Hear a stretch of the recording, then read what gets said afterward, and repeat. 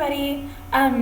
Today I'm going to be talking about scaffolding, and I'm going to try to relate this to what you already know how to do in the gym as a little gym gymnastics, dance, karate, sports skills instructor. So I'm going to try to help you guys understand how to take what you do in the gym and bring it in here into the Wonder Kids room to work on preschool enrichment. So the goal of our class today for Farmtown is for the kids to demonstrate knowledge of the life cycle of a chicken, whether that means using gestures to indicate that they understand this life cycle, whether it's using just their words to tell us the story, and we want to give them as many tools as possible to show us what they know, and that means we need to teach it first. So the first scaffolding tip I'm going to give you is to show and tell. This is something we do all the time in the gym. We're not going to teach a skill without showing it to the kids first. We do station demonstrations, and we never just show the skill. We never just show a donkey kick or a handstand or a cartwheel. We tell a story while we're doing it. If we're going to teach a donkey kick, we talk about putting our hands or our front hooves down in the mud and kicking our back leg up in the air because there's a thorn in it and we can't put it down on the ground. It hurts too much. So that's something that we're going to want to use as we demonstrate the life cycle of a chicken. So you can actually use your body to demonstrate while you are having the kids look at this. But it's going to be really important that you are giving the kids a visual while you are talking to them. Some of the kids in your class may have some really strong visual learning strengths and visual learning preferences. The kids in here are still really young, so a lot of them are really going to be able to access a lot of different kinds of learning, and they're really going to be hands-on learners. So if you want to get up and act like a chicken, that's going to be really great for showing and telling. The next tip I'm going to give you is this one: ask questions.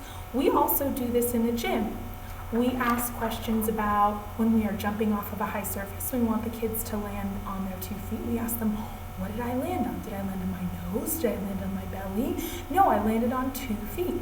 So we are going to make sure that we are asking the kids questions about what they're seeing, not only to help them to answer the question correctly, but also to make sure that they're understanding what they're seeing and that they're seeing what we want them to see. I had to ask one of my kids to tell me about the life cycle picture, and she talked about a daddy rooster turning into a mommy chicken because she saw a rooster and then a chicken. So I had to make sure that I asked her some questions about that. And when we got the situation resolved, I was able to give her some tools to understand this visual in a different way. The next scaffolding tip I'm going to give you is break it down. We're not going to just teach the life cycle all at once. We're going to get there in steps. For example, if we don't know already that chickens sit on their eggs before they hatch, and this is not going to make a lot of sense to us. This may look like a completely different story that we're seeing if we don't know that. So in the lesson plan, we are going to read a book about chickens and their lifestyle. So before we actually try to put these pieces in order, we're going to make sure that the kids understand all of the parts.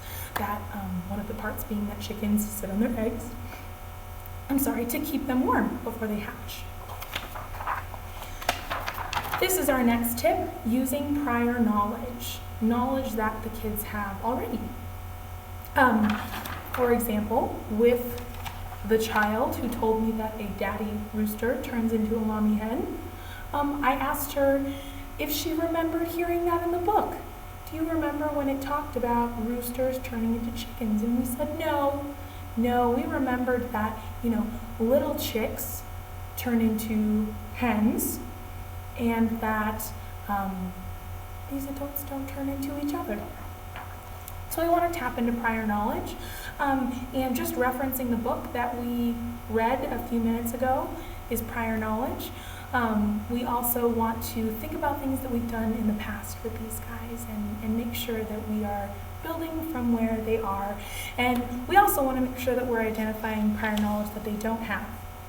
You need to make sure that you're not making an assumption that your kids know something that they don't know. So again, asking questions is going to be really, really important. This is probably the most important tip I'm going to give you today. Wait time. This is something that you yourself have to work on as a teacher.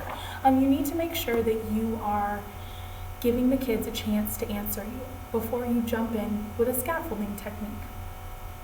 There's a difference between a child who is silently thinking and a child who is quietly not responding to you and looking to you for help. So it's really important that you have a relationship with your kids and that you're going to be able to understand the cues that they're giving you. If they're looking at you questioningly or if they are just looking at you and thinking. So really this is simple. This is just waiting and giving the kids a long enough time to think and then asking.